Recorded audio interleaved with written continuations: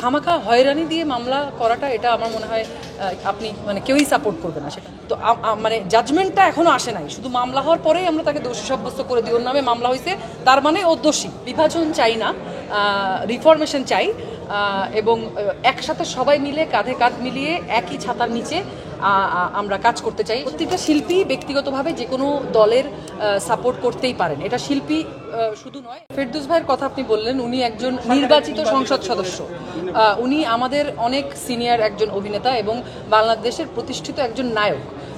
উনি রাজনীতিবিদ, ওনার পরিচয়ের আগে কিন্তু প্রথম ওনার পরিচয় উনি একজন পাবলিক ফিগার, উনি একজন বাংলাদেশের মানুষের নায়ক বা সিনেমার নায়ক।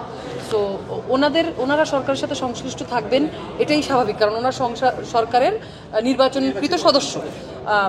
এখন প্রত্যেকটা শিল্পী ব্যক্তিগতভাবে যে কোনো দলের সাপোর্ট করতেই পারেন, এটা শিল্পী শুধু নয়, একটা দেশের, একটা স্বাধীন দেশের প্রত্যেকটা মানুষের গণতান্ত্রিক অধিকারের মতোই যে আমি ওনাকে সাপোর্ট করি, কারণ ওনাকে আমার পছন্দ বা ওনার কার্যক্রম আমার পছন্দ, বা উনি দেশের জন্য এটা করছেন, দেশের মানুষের জন্য এটা করছেন, আমি ওনাকে সাপোর্ট করি।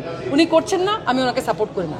এখন ধরেন যেই মানুষটা বহুদিন ধরে একটা রাজনৈতিক দলের সাথে বা একটা রাজনৈতিক মতাদর্শের সাথে জড়িত, হুট করে এসেই তার একটা খারাপ দিক দেখে তারা ওইখান থেকে সরে আসবে কি আসবে না সেটা তাদের একান্তই ব্যক্তিগত সিদ্ধান্ত, কিন্তু সত্যকে সত্য, মিথ্যাকে মিথ্যা, আলোকে আলো এবং কালোকে কালো বলার শির দ্বারা আমাদের সবার থাকা উচিত।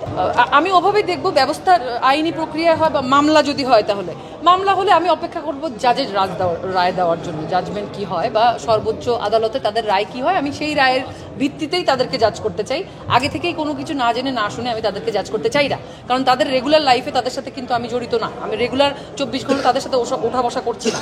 অল্প কিছু সময় আমরা একসাথে সেটে থাকি, আমাদের একসাথে দেখা হয়। তো তারা ব্যক্তিগত জীবনে কিভাবে কে কোন সংগঠনের সাথে জড়িত আমরা কেউ জানি না, কিন্তু যেহেতু এটা অভিনয় শিল্পী সংঘ একটা সংগঠন, এটাতে তো আমরা সবাই একসাথে আছি, এইটা যেন কালিমা মুক্ত থাকে, এটাও একটা আমাদের প্রচেষ্টা। আমি ব্যক্তিগত মানুষ হিসেবে বা দর্শক হিসেবে বা একজন ক্রিকেট লাভার হিসেবে আমি বলতে চাই যে আমি জানি না এটা নর্মাল প্রসেস কিনা, যে আসলে রাষ্ট্রীয় কোনো ঝামেলা হইলেই পরে সবার নামে মামলা হইতে হবে, বা এটা মেবি ওইরকম ধরনের কোনো প্রসেসের কারণে ওনারা পড়ছেন, কিন্তু খামাখা হয়রানি দিয়ে মামলা করাটা এটা আমার মনে হয় আপনি কেউই সাপোর্ট করবে না, সেটা আমি হই, সেটা সাধারণ জনগণ হোক, সেটা জার্নালিস্ট হোক, কেউই আসলে অহেতুক হয়রানি মামলা নিয়ে মামলা যদি পড়ে, এটা কারোর জন্যই সুখকর নয়।